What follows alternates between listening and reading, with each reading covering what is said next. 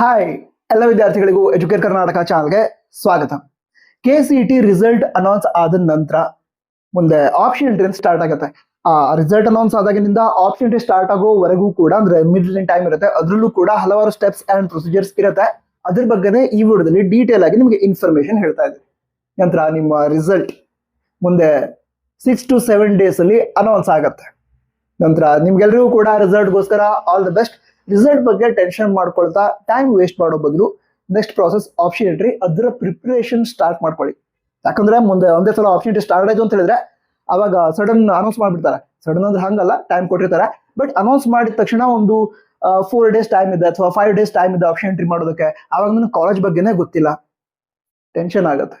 So ಈಗಿಂದನೇ option entry preparation start ಮಾಡ್ಕೊಳ್ಳಿ. Option entry ಬಗ್ಗೆ ಏನಾದ್ರು ಡೌಟ್ ಇತ್ತು ಅಂತ ಹೇಳಿದ್ರೆ ಕನ್ನಡ ತಿಳಿಸಿ, ಎಲ್ಲ ಎಕ್ಸ್ಪ್ಲೈನ್ ಮಾಡ್ತೀನಿ, ಟೆನ್ಷನ್ ತೊಗೊಳ್ಬೇಡ.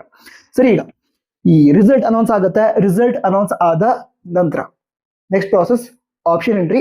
ಅದಕ್ಕಿಂತ ಮೊದಲೇನ್ ಮಾಡ್ತಾರೆ ಅಂತ ಹೇಳಿದ್ರೆ ಕೇದವರು ಸೀಟ್ ಮ್ಯಾಟ್ರಿಕ್ಸ್ ಅನ್ನ ರಿಲೀಸ್ ಮಾಡ್ತಾರೆ. ಒಂದು ಸೀಟ್ ಮ್ಯಾಟ್ರಿಕ್ಸ್ ರಿಲೀಸ್ ಮಾಡ್ತಾರೆ, ಫೀ ಸ್ಟ್ರಕ್ಚರ್ ನ ರಿಲೀಸ್ ಮಾಡ್ತಾರೆ, ಹಾಗೆ ಬ್ರೋಷರ್ ಅನ್ನ ರಿಲೀಸ್ ಮಾಡ್ತಾರೆ.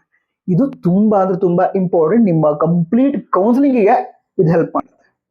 ನಂತರ ಆಪ್ಷನ್ ಎಂಟ್ರಿ ಅಂತ ಹೇಳಿದೆ ಅಲ್ವಾ, ಆಪ್ಷನ್ ಎಂಟ್ರಿ ಎಷ್ಟು ಇಂಪಾರ್ಟೆಂಟ್ ಅಂತ ಹೇಳಿದ್ರೆ ಈಗ ಮಾಡುವಂತಹ ಆಪ್ಷನ್ ಎಂಟ್ರಿ ಏನಿದೆ ಇದರ ಆಧಾರದ ಮೇಲೆ ನಿಮ್ಮ ಪೂರ್ತಿ ಕೌನ್ಸಿಲಿಂಗ್ ಡಿಪೆಂಡ್ ಆಗಿದೆ. ಈಗ ಸ್ಟಾರ್ಟಿಂಗ್ ಅಲ್ಲಿ ಮೆಡಿಕಲ್ ರಿಲೇಟೆಡ್ ಅಥವಾ ನೀಟ್ ರಿಲೇಟೆಡ್ ಕೋರ್ಸ್ಗಳನ್ನ ಆಪ್ಷನ್ ಎಂಟ್ರಿಯಲ್ಲಿ ಆಡ್ ಮಾಡೋದಕ್ಕೆ ಅವಕಾಶ ಇರಲ್ಲ. ಈಗ MBBS, BDS, ಆಯುಷ್ ಕೋರ್ಸ್ಗಳನ್ನ ಆಡ್ ಮಾಡೋದಕ್ಕೆ ಅವಕಾಶ ಇರಲ್ಲ.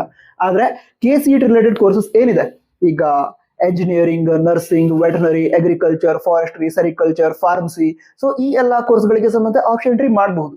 ನಂತರ ಯಾವ ವಿದ್ಯಾರ್ಥಿಗಳು MBBS, BDS, ಆಯುಷ್ ಕೋರ್ಸ್ಗಳು ಫಸ್ಟ್ ಪ್ರಯಾರಿಟಿ ನಂದು, ಬಟ್ ಎಂಜಿನಿಯರಿಂಗು, ವೆಟರ್ನರಿ ಇವುಗಳನ್ನ ಬ್ಯಾಕಪ್ ಆಪ್ಷನ್ ಆಗಿ ಇಟ್ಕೋತೀನಿ ಅಂತ ಹೇಳಿದ್ರೆ ಅವರು ಕೂಡ ಈಗ ಈ ವೆಟರ್ನರಿ ಆಯ್ತು, ಅಗ್ರಿಕಲ್ಚರ್, ಎಂಜಿನಿಯರಿಂಗ್ ಅನ್ನ ಆಪ್ಷನ್ ಎಂಟ್ರಿ ಮಾಡಿ ಇಟ್ಕೋಬಹುದು.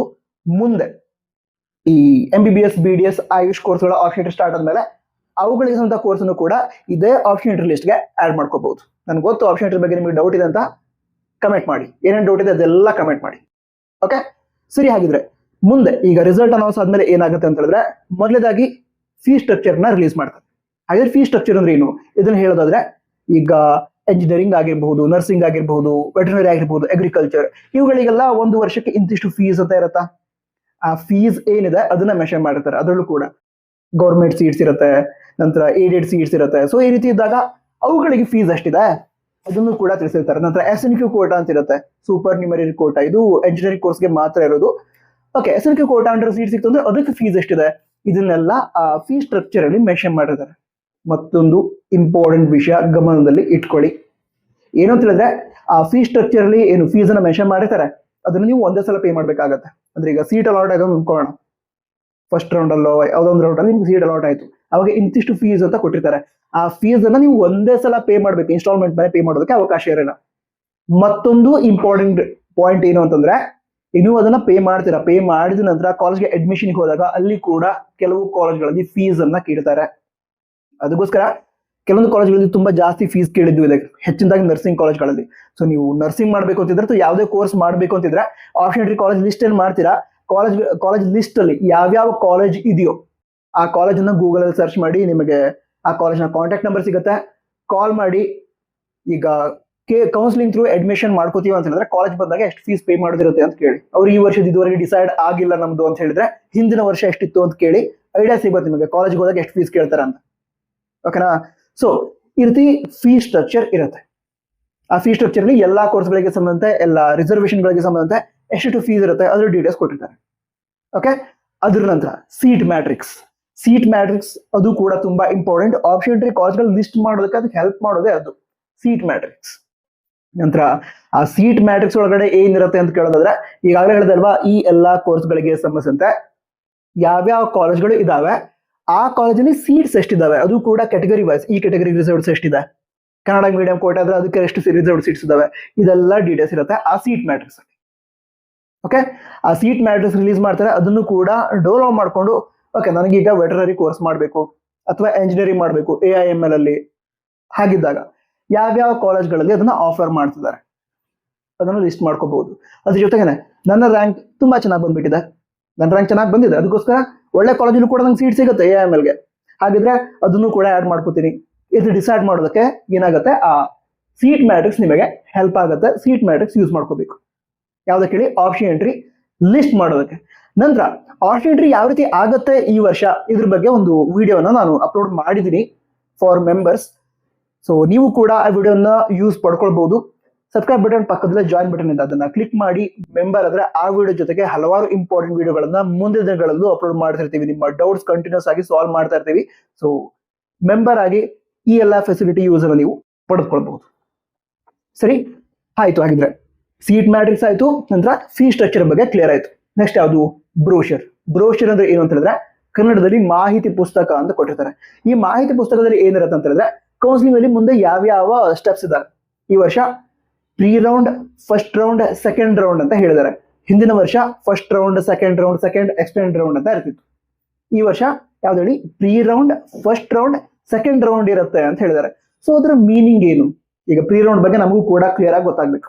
ಈಗ ಸದ್ಯದ ಮಟ್ಟಿಗೆ ನನಗೆ ಗೊತ್ತಿರುವಂತಹ ಇನ್ಫಾರ್ಮೇಶನ್ ಅಂತ ಹೇಳಿದ್ರೆ ಈ ಪ್ರೀ ರೌಂಡ್ ಏನಿದೆ ಇದರಲ್ಲಿ ಕೂಡ ಸೀಟ್ ಅಲಾಟ್ ಆಗತ್ತೆ.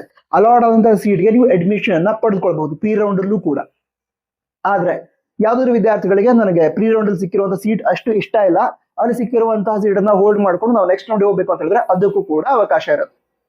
ಸೊ ಸಿಕ್ಕಿರುವಂತಹ ಸೀಟ್ 100% ಇಷ್ಟ ಇದೆ, ನಾನು ಅಡ್ಮಿಷನ್ ತೆಗೆದುಕೊಳ್ತೀನಿ ಅಂತ ವಿದ್ಯಾರ್ಥಿಗಳಿಗೆ ಮಾತ್ರ ಅಡ್ಮಿಷನ್ ಮಾಡ್ಕೋಬಹುದು. ಸರಿನಾ? ನನಗೆ ಈ ಸಿಕ್ಕಿರುವಂತಹ seat okay, but better college ಬೇಕು, ಅಥವಾ ನನಗೆ ಇಂಜಿನಿಯರಿಂಗ್ ಅಲಾಟ್ ಆಗಿದೆ, ನನಗೆ MBBS ಗೆ ವೇಟ್ ಮಾಡಬೇಕು ಅಥವಾ BDS ಗೆ ವೇಟ್ ಮಾಡಬೇಕು ಅಂತ ಹೇಳಿದ್ರೆ ವೇಟ್ ಮಾಡೋದಕ್ಕೂ ಕೂಡ ಅವಕಾಶ ಇರುತ್ತೆ. ಇದಕ್ಕೆ ಹಲವಾರು ಆಪ್ಷನ್ಸ್ ಕೂಡ ನೀಡ್ತಾರೆ ಅವರು. ಅಪ್ಗ್ರೇಡೇಷನ್ ಅಂತ ಇರುತ್ತೆ, ಅಂದ್ರೆ ಚಾಯ್ಸ್ ಎಂಟ್ರಿ ಒಳಗಡೆ ಅಪ್ಗ್ರೇಡೇಷನ್ ಅಂತ ಬರುತ್ತೆ. ಅದ್ರ ಬಗ್ಗೆ ಕೂಡ ಕೇದವರು ಬ್ರೋಷರ್ ರಿಲೀಸ್ ಮಾಡಲಿ, ಅದು ರಿಲೀಸ್ ಮಾಡಿದಂತ ನಿಮಗೆ ಕಂಪ್ಲೀಟ್ ಡೀಟೇಲ್ ಆಗಿ ಅರ್ಥ ಆಗೋ ರೀತಿ ಎಕ್ಸ್ಪ್ಲೈನ್ ಮಾಡ್ತೀನಿ, ಟೆನ್ಷನ್ ಬೇಡ. ಓಕೆ, ಹಾಗಿದ್ರೆ ಏನಾಯ್ತು? ಈ ಬ್ರೋಷರ್ ಬಗ್ಗೆ ಇದೆಲ್ಲ ಕ್ಲಿಯರ್ ಆಯ್ತು. ನಂತರ ಕೆಲವೊಮ್ಮೆ ಏನಾಗುತ್ತೆ ಅಂತ ಹೇಳಿದ್ರೆ ರ್ಯಾಂಕ್ ಅನೌನ್ಸ್ ಆಗುತ್ತೆ, KCT ರ್ಯಾಂಕ್ ಅನೌನ್ಸ್ ಆಗುತ್ತೆ. ಅದರಲ್ಲಿ ಕೆಲವರಿಗೆ ರ್ಯಾಂಕ್ ಅನೌನ್ಸ್ ಆಗಿರಲ್ಲ. ರೀಸನ್ ಏನು ಅಂತ ಹೇಳಿದ್ರೆ ಬೋರ್ಡ್ ಎಕ್ಸಾಮ್ ನ ಡೀಟೇಲ್ಸ್ ಕೇಳಿದವರಿಗೆ ಕರೆಕ್ಟ್ ಆಗಿ ಸಿಕ್ಕಿರಲ್ಲ. ಹಾಗೆ ಯಾರಿಗಾದ್ರೂ ಅದರಿಂದ ರ್ಯಾಂಕ್ ಅನೌನ್ಸ್ ಆಗಿಲ್ಲ ಅಂತ ಹೇಳಿದ್ರೆ ಟೆನ್ಷನ್ ಮಾಡ್ಕೊಳ್ಳೋದಕ್ಕೆ ಹೋಗ್ಬೇಡಿ. ಸ್ಪಾಟ್ ರ್ಯಾಂಕ್ ಅಂತ ಅನೌನ್ಸ್ ಮಾಡ್ತಾರೆ. ಆ ಸ್ಪಾಟ್ ರ್ಯಾಂಕ್ ಏನಿದೆ ಅದನ್ನ ಅನೌನ್ಸ್ ಮಾಡೋದಕ್ಕೆ ಏನ್ ಮಾಡ್ಬೇಕು ಅಂತ ಹೇಳಿದ್ರೆ ನೀವು ಮತ್ತೊಮ್ಮೆ ನಿಮ್ಮ ಮಾರ್ಕ್ಸ್ ಡೀಟೇಲ್ಸ್ ಏನಿದೆ ಅದನ್ನ ಕೇಳಿದವ್ರಿಗೆ ತಿಳಿಸ್ಬೇಕು. ಅದನ್ನ ಯೂಸ್ ಮಾಡ್ಕೊಂಡು ರ್ಯಾಂಕ್ ಅನೌನ್ಸ್ ಮಾಡ್ತಾರೆ. ಸರಿನಾ? ಈ ರೀತಿ ಎಲ್ಲ ಪ್ರಾಸೆಸ್ ನಿಮ್ಮ ರಿಸಲ್ಟ್ ಅನೌನ್ಸ್ ಆದಾಗಿನಿಂದ ಆಪ್ಷನ್ ಎಂಟ್ರಿ ಕಂಪ್ಲೀಟ್ ಆಗೋವರೆಗೆ ಇರುತ್ತೆ. ನಂತರ ಆಪ್ಷನ್ ಎಂಟ್ರಿ ಮುಗಿದ ನಂತರ ಕೂಡ ಹಲವಾರು ಇಂಪಾರ್ಟೆಂಟ್ ಸ್ಟೆಪ್ಸ್ ಒಂದೊಂದಾಗಿ ಸ್ಟಾರ್ಟ್ ಆಗುತ್ತೆ. ಮೊದಲಾಗಿ ಸ್ಟಾರ್ಟ್ ಆಗೋದು ಈ ಮಾಕ್ ಅಲಾಟ್ಮೆಂಟ್ ಅಂತ. ಆಪ್ಷನ್ ಎಂಟ್ರಿಗೆ ಕೊಟ್ಟಿರ್ತಾರೆ, ಒಂದು 4 to 5 days ಟೈಮ್ ಕೊಟ್ಟಿರ್ತಾರೆ.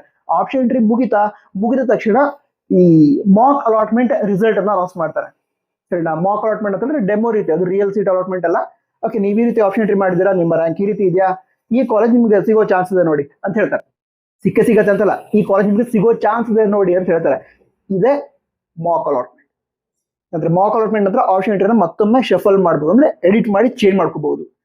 ಮಾಕ್ ಅಲಾಟ್ಮೆಂಟ್ ಅನ್ನ ನೀವು ಎಡಿಟ್ ಮಾಡಿ ಚೇಂಜ್ ಮಾಡ್ಕೋತೀರಾ, ಅದಂದ್ರೆ ಮತ್ತೊಮ್ಮೆ ಸೀಟ್ ಅಲಾಟ್ ಮಾಡ್ತಾರೆ, ಅದು ಫೈನಲ್ ಸೀಟ್ ಅಲಾಟ್ಮೆಂಟ್. ಆ ಕಾಲೇಜ್ ಬೇಕಿದ್ರೆ ಅಲ್ಲಿ ಅಡ್ಮಿಷನ್ ತೆಗೆದುಕೊಳ್ಬಹುದು, ಇಲ್ಲದ್ರೆ ಏನ್ ಮಾಡ್ತೀರಾ ನೆಕ್ಸ್ಟ್ ರೌಂಡ್ಗೆ ಹೋಗ್ತೀರಾ, ಅದಕ್ಕಿಂತ ಒಳ್ಳೆ ಕಾಲೇಜ್ ಸಿಗತ್ತಾ ಅಂತ ಚೆಕ್ ಮಾಡೋದಕ್ಕೆ. ಸೊ ಇದೇ ರೀತಿ ಕೌನ್ಸಿಲಿಂಗ್ ಬಗ್ಗೆ ಏನೇನು ಇನ್ಫಾರ್ಮೇಶನ್ ಬೇಕೋ ಎಲ್ಲ ಹೇಳಿದಿರ್ತೀವಿ. ಡೌಟ್ಸ್ ಏನಾದ್ರು ಕೂಡ ಕಮೆಂಟ್ ಮಾಡಿ. All the best. ಸಿಗೋಣ. ಜೈ ಹಿಂದ್, ವಂದೇ ಮಾತರಂ.